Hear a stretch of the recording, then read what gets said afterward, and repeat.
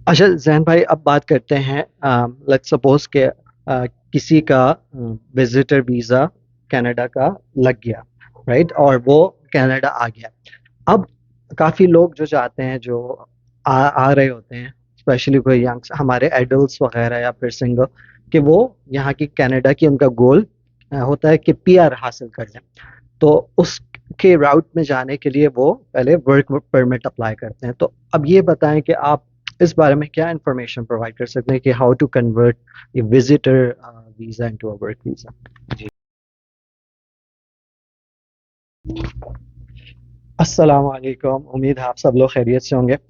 आप लोगों को, स्पेशली जो लोग कनाडा से बाहर रहते हैं, उनको ये इस बात का अंदाज़ा होगा कि आजकल कनाडा जो है काफ़ी एक ऐसी कंट्री बन गई है जिसमें काफ़ी लोग आना चाह रहे हैं। और इन पर्टिकुलर जहाँ पे हम लोग बैठे हुए हैं, कैलगरी अल्बर्टा में, काफ़ी अभी लोग माइग्रेट कर रहे हैं। इंटर प्रोविंस भी माइग्रेशन हो रही है और बाहर से भी लोग आ रहे हैं। आज मेरे साथ मौजूद हैं जैन गदाई साहब, जो कि लाइसेंस इमिग्रेशन कंसल्टेंट है। और आज मैं इनसे बात करने जा रहा हूँ। पहला ये जो टॉपिक है इस वीडियो का, वो है विजिटर वीज़ा। और आप एक स्ट्रॉन्ग विजिटर वीज़ा एप्लीकेशन किस तरह क्रिएट कर सकते हैं जो लोग कनाडा आने जा रहे हैं, प्लस उसके बाद आप विजिटर वीज़ा को वर्क परमिट में किस तरह कन्वर्ट कर सकते हैं, वो भी जैन भाई से बात करेंगे। जैन भाई, थोड़ा सा आप अपना तारुफ करा दें और इसके बारे में, इस टॉपिक के बारे में इंशाल्लाह बिल्कुल। स्टार्ट करते थैंक यू शिराज भाई। मैं एक रेगुलेटेड इमिग्रेशन कंसल्टेंट हूँ, based out of Calgary Alberta. और मैं इस इंडस्ट्री में तकरीबन 5 साल से काम कर रहा हूँ। जो है ये बेसिकली मुझे इस टॉपिक के ऊपर काफ़ी इंक्वायरीज आती रहती हैं कि विजिटर वीज़ा लगने के बाद हम जो है वो कैसे जो है जॉब हासिल कर सकते हैं, कैसे हम अपने कन्वर्ट कर सकते हैं अपने विजिटर वीज़ा को। दिस इज़ मेनली प्राइमरीली अभी जो गवर्नमेंट ने एक एग्जम्पशन निकाली है कि अगर आपके पास, इसको पहले हम डिफाइन कर लेते हैं कि गवर्नमेंट ने ये क्या एग्जम्पशन निकाली है और किस तरह से हम जो है वो काम कर सकते हैं। तो पहली चीज़ ये है कि अगर आपके पास विजिटर वीज़ा है और आप यहाँ पर आते हैं, आपके पास पहले job offer, approved job offer होनी चाहिए। और ये अप्रूव्ड जॉब ऑफर का मतलब ये होता है कि आपके पास एक labour market impact assessment report, positive approval होना चाहिए। लेबर मार्केट इम्पैक्ट असेसमेंट का मतलब ये होता है कि किसी यहाँ पर जो लोकल एम्प्लॉयर्स होते हैं, इनको कोई कैनेडियन सिटीजन या पीआर होल्डर जो है वो नहीं मिला आपकी पोजीशन फुलफिल करने के लिए। उस बेसिस के ऊपर उनको एक फॉरेन वर्कर हायर करने की ज़रूरत पड़ जाती है, और उस बेसिस के ऊपर उन्होंने ये एक application on your behalf submit किया होता है। जब उसका अप्रूवल आता है या उसका एक पॉजिटिव इम्पैक्ट असेसमेंट के मुताबिक एक पॉजिटिव इम्पैक्ट जो है वो आपकी जॉब या आपकी ऑक्यूपेशन अगर क्रिएट करेगी, उस बेसिस के ऊपर फिर आप वर्क परमिट अप्लाई कर सकते हैं विद इन कनाडा। अच्छा, पहले रूल्स क्या होते थे कि अगर आपके पास वर्क परमिट, अगर आप अप्लाई करते हैं, जब तक आपका वर्क परमिट अप्रूव नहीं हो जाता, जब तक आप काम नहीं कर सकते।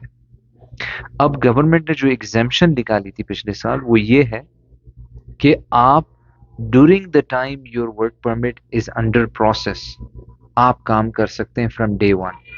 हैं। तो जस्ट टू रीकैप, ये है कि आपके पास पहले अप्रूवल होना होता है अपने एम्प्लॉयर के साथ, एलएमआई अप्रूवल या जॉब ऑफर अप्रूवल। उस बेसिस के बाद फिर आप जो है वो वर्क परमिट अप्लाई करने के बाद आप फौरन से काम कर सकते हैं। This benefits the applicant and this benefits the employer. अब एम्प्लॉयर को जो है वो वेट करने की जरूरत नहीं पड़ती। दिस इज बिकॉज इधर जो प्रोसेसिंग टाइम है काफ़ी कोविड के बाद बहुत इंक्रीज हो गए थे, एंड कनेडियन गवर्नमेंट को स्पेसिफिकली आईआरसीसी को एक बहुत बैड प्रेस मिली थी। तो उस बेसिस के ऊपर उन्होंने ये सारी चीजें निकाली हैं in order for the turnaround time to be reduced. मतलब आप एम्प्लॉयर को जो है इससे बेनिफिट हो, वो फौरन अपने वर्कर को यूटिलाइज कर सकता है, और जो जो एप्लीकेंट है, जो वर्कर है, वो भी अपने काम कर सकता है फौरन से। तो ये एक डिफाइन करना हमें बहुत ज़रूरी है, इसलिए कि एक मिसकंसेप्शन है और ये एक मिस इन्फॉर्मेशन है, स्पेशली हमारे ममालिक में और जीसीसी में, कि आप जब विजिटर वीजा लेकर आए और फौरन आपको वर्क परमिट मिल जाएगा, कन्वर्ट हो जाएगा। It's not as easy as people there making it sound like. Okay. अच्छा, जैन भाई, पहले आप ये बता दें कि जो लोग जीसीसी से या पाकिस्तान इंडिया से भी आना चाहते हैं as a visitor on a visit visa, तो वो किस तरह की एक स्ट्रॉन्ग एप्लीकेशन वो किस तरह क्रिएट कर सकते हैं आने के लिए? हाँ, जी अशराज भाई, that's a very good question. तो पहले हमें समझना चाहिए कि विजिटर वीज़ा किस कैटेगरी के अंदर फॉल होता है। तो विजिटर वीज़ा कैटेगरी के अंदर फॉल होता है टेम्परेरी रेजिडेंस वीज़ा कैटेगरी के अंदर, जिसमें विजिटर वीज़ा है, वर्क परमिट है, स्टूडेंट परमिट है, रेजिडेंट परमिट है। तो ये सारे टेम्परेरी वीज़ाज हैं, गवर्नमेंट ने आपको दिए हैं, उस बेसिस पे आप इधर आ रहे हैं टेम्परेरीली और फिर आप वापस चले जाएंगे, है ना। तो आपको ये नज़र रखते हुए अपना एप्लीकेशन प्रिपेयर करना है। अब मैं एक मिसाल देता हूँ आपको। अगर आपने कभी ट्रैवल नहीं किया यूएस में, यूरोप, यूके, कनाडा, और आप अब जो है पूरी फैमिली के साथ कनाडा आना चाह रहे हैं from Pakistan, which is more than 15 hour flight, right. तो ना आपकी इधर फैमिली है, ना आपके इधर कोई बिजनेस है इधर, या कुछ ऐसी चीज़ है। तो if you don't have a travel history, कभी आप नहीं गए, तो likelihood of you getting a visa is not that high. How can we get the visa? How can we make that probability higher? तो हमें दिखाना होगा कि आप कैसे वापस आएंगे, जिसको हम कहते हैं टाइज टू होम कंट्री, है ना। तो टाइज टू होम कंट्री का मतलब ये होता है कि आपके पास बिजनेस है पाकिस्तान या आपके होम कंट्री में, आपके पास वहाँ पर अपने इमीडिएट फैमिली मेंबर्स हैं, आपके पास अपना जो है वो इमूवेबल एसेट्स हैं, जिसको कहते हैं प्रॉपर्टी वगैरह, घर, राइट। आपके पास जो है वो जो है वो जॉब प्रोस्पेक्ट्स हैं वहाँ पर पाकिस्तान में, कि आप जाएंगे एंड टेम्परेरीली आप जा रहे हैं। तो आपको जो है वो फर्स्ट थिंग ये अपने आप को असेस करना होगा कि ओके, नाउ हमारे पास ना ट्रैवल हिस्ट्री है ना कुछ है, तो इट विल बी वाइज कि आप एक एप्लीकेंट अप्लाई करें अपनी पहले फैमिली मेंबर में। तो मिसाल के तौर पे the head of the house hold, या अपनी वाइफ को भेजें, बच्चों को भेजें, या वाइफ एंड दो बच्चों को भेजें। अगर मोर देन 2 किड्स हैं तो दो बच्चों को, दो बड़ों बेटों को भेज दिया, या छोटों को लेके चले गए फिर वापस आए, इस तरह। या एक और चीज़ भी कर सकते हैं कि इनिशियली अपनी ट्रैवल हिस्ट्री बनाएं। पहले यूके का अप्लाई करें वीज़ा, और फिर यूरोप का अप्लाई करें, शेंजन का अप्लाई करें, यूके का अप्लाई करें, ऑस्ट्रेलिया का अप्लाई करें, and then apply on for Canada. आपने एक और चीज़ इन माइंड रखनी है जो बहुत इम्पोर्टेंट है, कि कनाडा बिलीव्स इन डॉक्यूमेंटेशन, ठीक है। कनाडा के पास जो ज़्यादातर अभी जो एप्लीकेशंस हो रहे हैं वो एआई की तरफ ऑटोमेटिकली कंप्यूटर जो है वो उनको असेस कर लेता है। 75 up to 75% of the application gets assessed by the computer, जो एआई जिसको कहते हैं, ठीक है। प्रोग्रामिंग वगैरह इनकी जो पूरा जो सिस्टम में इन्होंने अपना ऑटोमेटिकली सारी चीज़ें कर दी हैं। तो उस बेसिस पे आपको अंडरस्टैंड करना चाहिए कि जो ह्यूमन जो इंटरेक्शन है आपके केस के ऊपर, वो बहुत मिनिमल है। तो आपने इनिशियली ही अपना ऐसा जो है वो एप्लीकेशन बनाना है that will help you get picked up by the AI very in a strong positive manner, ठीक है। उसमें क्या क्या चीज़ें आप कंसिडर करनी चाहिए? जैसे आप किसी भी जॉब के लिए भी यहाँ पे जी अप्लाई करते हैं, उसमें भी रेज्यूमे में कुछ वो जो कीवर्ड्स जो जॉब के रोल्स में जी जी रिस्पॉन्सिबिलिटीज में लिखे होते हैं, तो वो ये आप कहते हैं। आप अपनी एप्लीकेशन में कौन सी कैसी ऐसी कौन सी चीज़ है जो आपको मद्देनजर उन लोगों को रखनी चाहिए कि वो? um, देखें, जब एप्लीकेशन आप प्रिपेयर कर रहे हैं, पहले तो आपको कीप इन माइंड करना है कि proof of financial support, ties to home country, ये बहुत चीज़ें स्ट्रांग होनी चाहिए आपकी। ये टू मेन फैक्टर्स हैं, ठीक है। तो अगर आपके पास फ्रेश पासपोर्ट है, पहले आप अपनी ट्रैवल हिस्ट्री बिल्ड करें, फिर आप अपना ट्रिप को प्लान करें, क्या करना चाह रहे हैं यहाँ पर। आपने मिसाल के तौर पे 2 हफ्ते के लिए आ रहे हैं, इस 2 हफ्ते में क्या क्या चीज़ें करेंगे, डिफाइन करें और सारी चीज़ें लिखें कवर लेटर में। आपकी लेटर ऑफ इंटेंशन बनाने हैं आपने, क्या इंटेंशन है आपकी, कहाँ कहाँ जाएंगे, कहाँ रहेंगे। अगर आप एयरबीएनबी में रहते हैं उसका अग्रीमेंट दिखाएं, अगर आप जो है वो टिकट ले रहे हैं उसका जो है टिकट बुकिंग दिखाएं। ये सारी चीजें आपको जो है प्रिपेयर करनी होगी।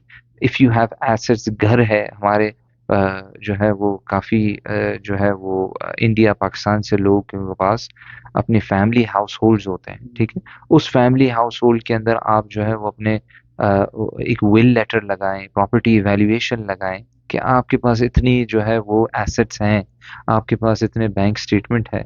So for a 2 week time I would say at least 10 to 15,000 dollars आपके पास बैंक स्टेटमेंट में at least for the average 4 months का स्टेटमेंट होना चाहिए। और ये जो फैमिली टाइस होते हैं, आपके ब्रदर सिस्टर कोई रह रहा है, वो भी हेल्प करते हैं आपकी विजिटर वीजा एप्लीकेशन में या फिर?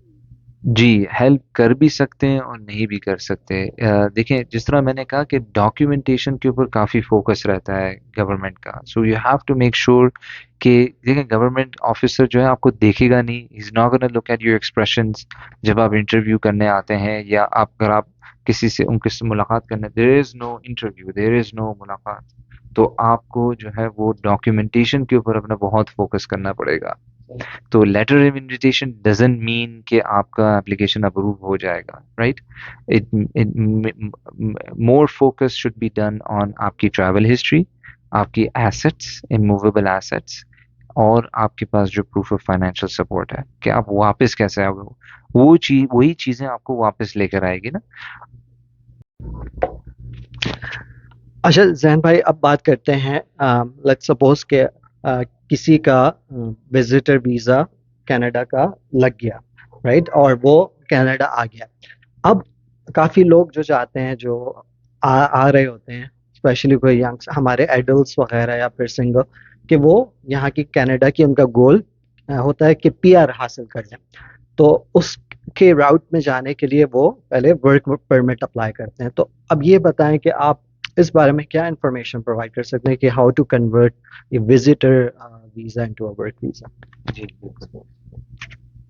देखिए अगर आपके पास विजिटर वीज़ा लग गया है, then the best way to basically go about in getting a job here, वो यही है कि आप जो है वो डोर टू डोर जाएं, आप नॉक करें लोगों को, एम्प्लॉयर्स को। पहले अपनी एक लिस्ट बना लें कि जो द बिगेस्ट जो एम्प्लॉयर्स जिसके साथ आपकी, जैसे विश लिस्ट जिसको कहते हैं, वो आप बना लें, और उस बेसिस के ऊपर आप देखें, इनको टारगेट करें कि कहाँ कहाँ आप इनको ऑफिसेज में अप्रोच कर सकते हैं कि नहीं। अगर इनका कोई ऑफिस नहीं है या सारी चीज़ें ऑनलाइन है, जिस तरह ज़्यादातर अभी सारी चीज़ें ऑनलाइन है, तो एक बहुत अच्छा टूल ये है कि आप लिंक्डइन पे सेल्स नेविगेटर यूज़ कर सकते हैं, और उस बेसिस के ऊपर फिर आप अपने जो है वो उनको इन मेल के ज़रिए मैसेजेस कर सकते हैं। जो टैलेंट एक्विजिशन मैनेजर्स होते हैं या एचआर मैनेजर्स होते हैं, आप उनको टारगेट करें, और उस बेसिस के ऊपर फिर आप उनको मांगे कि I only need few minutes of your time, और मुझे कुछ चंद जो है वो मिनट चाहिए आपसे बात करने के लिए, या आप मेरे एक कवर लेटर है, आप एक उस कवर लेटर के अंदर एक पेज कवर लेटर बनाएं, और उसके अंदर देखें कि आप कैसे वैल्यूएबल होंगे कंपनी में। फॉरगेट अबाउट आपकी रेज्यूमे, आप एक कवर लेटर बनाएं कि देखें, कवर लेटर के अंदर लिखें कि मैं अगर आपकी कंपनी के अंदर काम करता हूं तो मैं ये चीज़ें ला सकता हूं आपके पास, और मैं ऑलरेडी कनाडा में हूं, मेरे पास लोकल नंबर है, और मेरे पास लोकल जो है वो एड्रेस है। सो दे नो के राइट अवे, दे नो कि they don't need to basically आपको जो है पाकिस्तान से बुलाने की ज़रूरत नहीं होगी, उनको 1 साल वेट नहीं करना पड़ेगा, उनको जो है वो किसी थर्ड पार्टी रिक्रूटर को नहीं हायर करना पड़ेगा कि वो हेड हंट करें और फिर सारे एप्लीकेशंस खोलें, ठीक है। तो ये एक बहुत इम्पोर्टेंट होता है कि यहाँ पर आके ये मेन चीज़ें होती हैं कि आपने आपने करना है। पहले ये टियर 1 एम्प्लॉयर्स हैं, टियर 2 टियर 3 जो नंबर सेकंड पे आते हैं, नंबर 2 पे आते हैं, उनको आप वॉक इन कर सकते हैं। आप एक अपना जो है वो टाइम फिक्स कर लें कि इतना मैं टाइम लगाऊंगा इसमें, and then I will try my best to जो है वो abide by the rules here. तो आप अप टू 6 मंथ्स यहाँ पर रह सकते हैं, 6 मंथ्स के बाद आपने एग्जिट करना होता है कनाडा। इधर मैं एक और चीज़ मेंशन करना चाहूँगा, काफ़ी हमारे जो है वो चार्टर्ड अकाउंटेंट्स हैं और अकाउंटिंग और फाइनेंस फील्ड से काफ़ी लोग पाकिस्तान में ख़ास तौर पे जो है बिग फोर के लिए काम करते हैं। बिग फोर के पास अपना उनके पास एक ग्लोबल पोर्टल होता है। उस ग्लोबल पोर्टल के ज़रिए वो इंटर कंपनी ट्रांसफ़र भी ले सकते हैं। मिसाल के तौर पे अगर कोई जीसीसी में काम कर रहा है बिग फोर में, let's say if you are working in audit और if you are in consultancy में आप काम कर रहे हैं, तो यहाँ पर काफ़ी डिमांड है इन रोल्स की, इन ऑक्यूपेशंस की। तो केपीएमजी और अर्नेस्ट एंड यंग, इन इन सारे जो बिग फोर हैं, इनके पास अपना ग्लोबल पोर्टल होता है और उस ग्लोबल पोर्टल से ज़रिए आप अपना डायरेक्टली वहाँ बैठे हुए अप्लाई कर सकते हैं और फिर you get inter company transfer, which means कि आपको directly from from your job in your current home country to in Canada, right away आपको जो है वो स्पॉन्सर हो जाता है, राइट अवे आप जो है वो स्विच हो सकते हैं। आपने टियर 1, 2 और 3 की बात की, तो थोड़ा सा डिफाइन करेंगे किस तरह की कंपनीज आती हैं वो टियर जी, 1? तो बड़ी कंपनीज आती हैं, मिसाल के लार्ज जो कॉरपोरेशंस हैं यहाँ पर, जो है कनाडा के अंदर, वो टियर वन के अंदर आएंगी। जैसे कि रॉजर्स है, अब तो शॉ रॉजर्स एक ही हो गया है। बाकी जो इधर एनर्जी कंपनीज हैं यहाँ पर, ऑयल एंड गैस कंपनीज हैं, अगर आप, और वो आप सिटी स्पेसिफिक के मुताबिक आपको करना होगा, इंडस्ट्री स्पेसिफिक। मिसाल के तौर पे अगर यहाँ कैलगरी की तरफ आप यहाँ पर आपका रुझान है, तो आप कैलगरी के अंदर एनर्जी कंपनीज में ज़्यादा फोकस करें। सस्कैचुअन में आ रहे हैं, एनर्जी में करें, या आप कोई एग्रीकल्चर कंपनी या इंडस्ट्री में फोकस करें।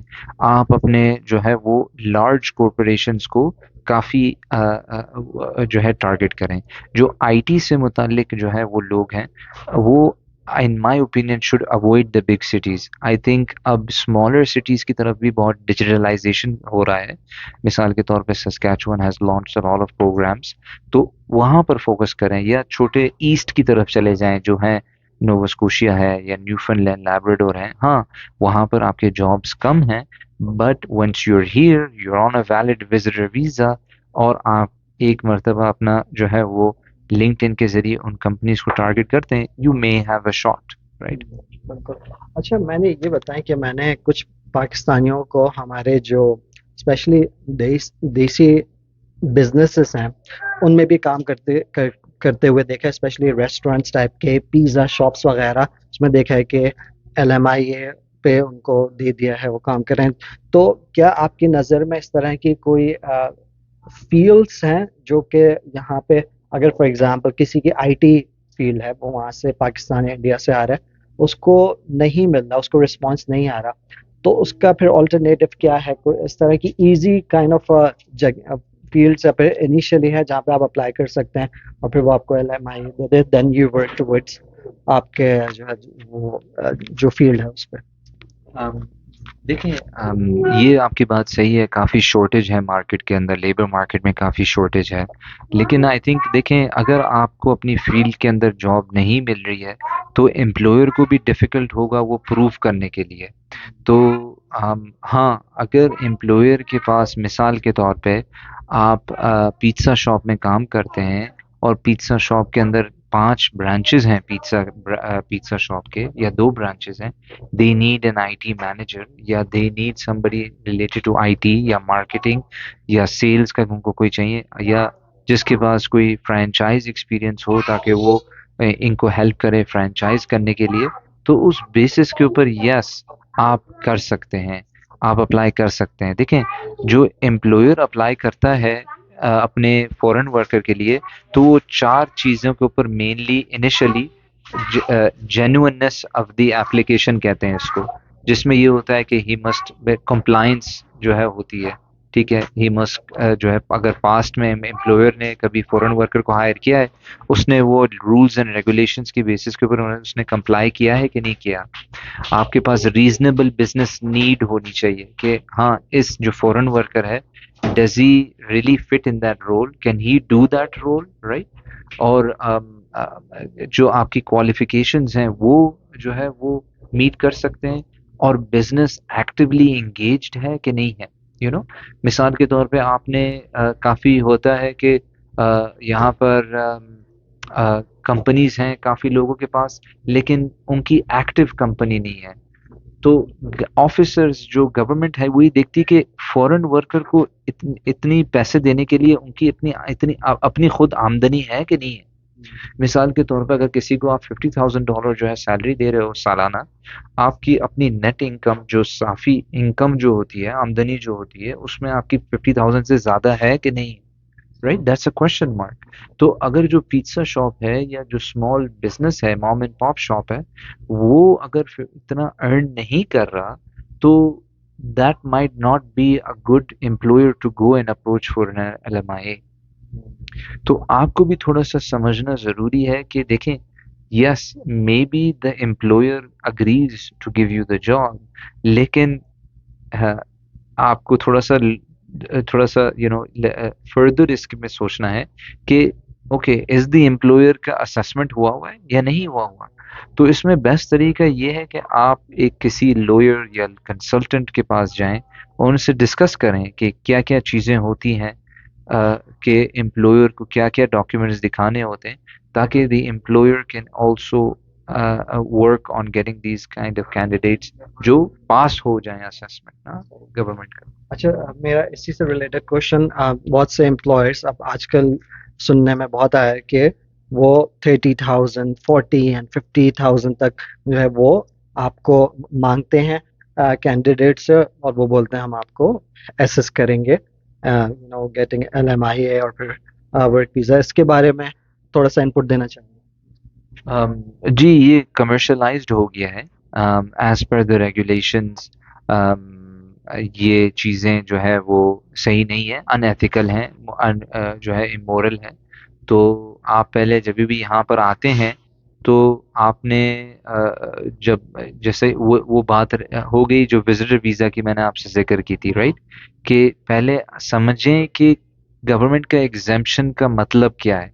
आप अपनी सारी कश्तियां जला के यहाँ नहीं आ जाएं।